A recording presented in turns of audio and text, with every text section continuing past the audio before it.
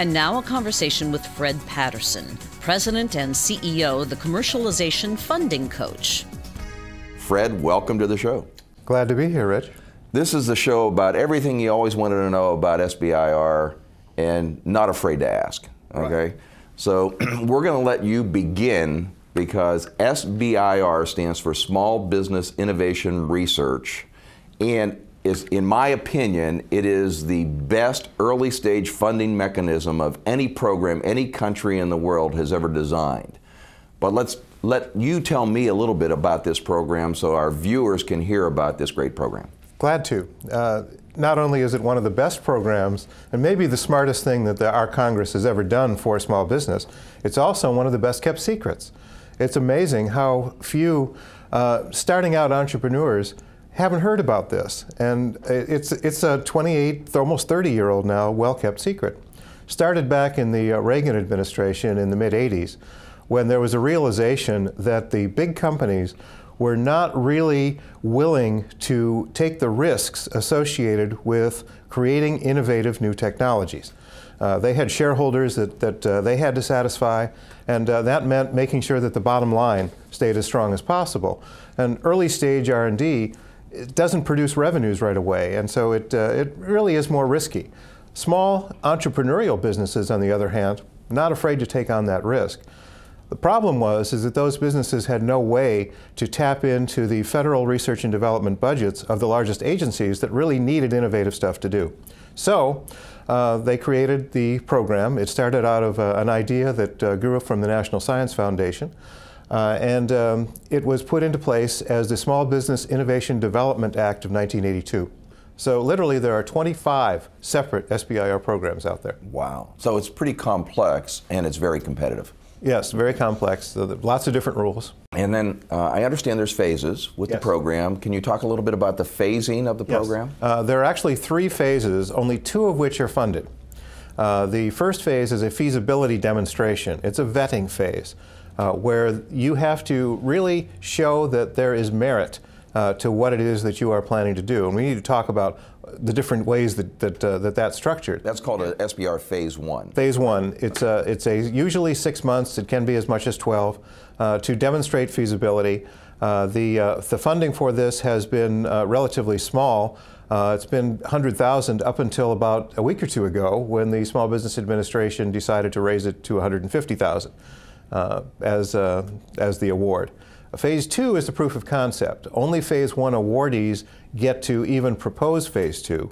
And this is your proof of concept. It can go up to 2 years. It was at $750,000, now it's up to $1 million that the agencies can allocate for this, and which allows you to build a prototype, a simulation, whatever is appropriate to demonstrate proof of concept. If the government funds your research or part of the research, do they own the research and the technology that they're funding, or what happens in that process, Fred? Actually, that's one of the hallmarks that makes SBIR so attractive to the entrepreneur, is that title to the intellectual property stays with the entrepreneur.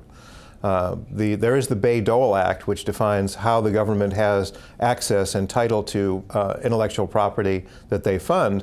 But SBIR goes even farther. There is an intellectual property term called SBIR data rights. And these derive to the entrepreneur, to the proposer, and it stays with them for a period of either 4 or 5 years, 4 for the civilian agencies, 5 for the Department of Defense, after the end of the final phase. You have to tell them what data is protected by this and do proper markings. But they can't take title to it, they can't show it to anybody, they can't use it in a procurement, or do anything with it at all if you have done the proper protections. Now, they do get a paid-up royalty-free license to use the work product that you produce, internal to the government only. But they can't turn around and let somebody else sell it to somebody else. If they get that right with that license, that doesn't mean they get it free. They actually have to pay the fair market value to get access to that technology. Right, they just get a favorable price. Favorable price. Right. What do you see as the biggest problems you encounter in working with the small businesses that are trying to apply for SBIR grants? A couple things. Number one, they're not thinking strategically. Right. They're looking at this as working capital, and that's not appropriate. They've got to think strategically such that the result of this technology will actually factor into their business plan, and they'll be able to actually make money from it. And the second is they're not coachable. They're not going to listen. They're going to argue with me about what they should do. And if that's what they want to do, fine. They can have a different coach. I don't have to deal with that. Fred, since this is ASME Innovates, and that's a society for engineers, I'd like to know directly about the experience you've had in working with engineers, and are they coachable? Absolutely they are.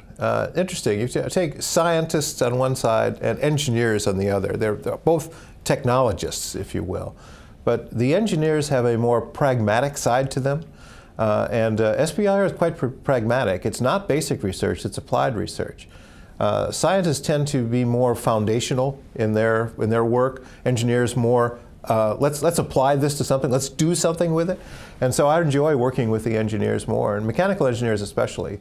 They're the ones who make things work and make things move. Electrical engineers, you can't see what's going on. It's a little harder to deal with. So I enjoy the mechanical engineers. But there's one thing that all engineers who get involved with this have got to realize, that when they're in the creation of innovative technology, the hallmark of success of the company is technical excellence. That's what they're striving for, and that's what the SBIR program expects to do. Then we're going to transition to commercialization. All of a sudden, you've got to freeze the design. You've got to say, this is what we're going to produce. We're going to configure it for manufacturability and taking it to end use. And all of a sudden, the hallmark of success changes. It's no longer technical excellence. Now, it's making the numbers, making the deals to make the numbers. And engineers, scientists, both share this, that they're not comfortable doing that. That's not what they enjoy doing. And they're not the best deal makers. And so at some point, they have to turn over the direction of the company, in some cases, to somebody else. Engineers don't necessarily make good CEOs.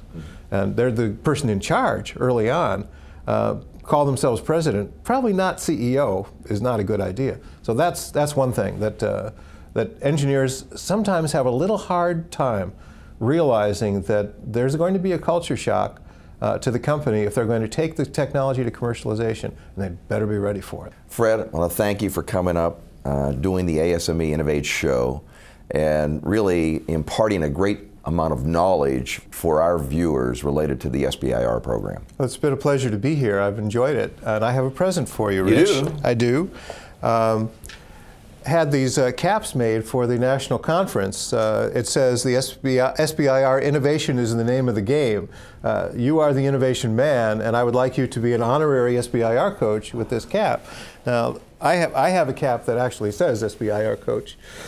And, so my goal in life is to get to that stage, Fred, because I like being the innovator, but there is only one SBIR coach in the United States. Thank you. Indeed. And you are the man. Thank you very much. Thank you for the hat. You're welcome. I hope I can live up to what it stands for. Hey, you do.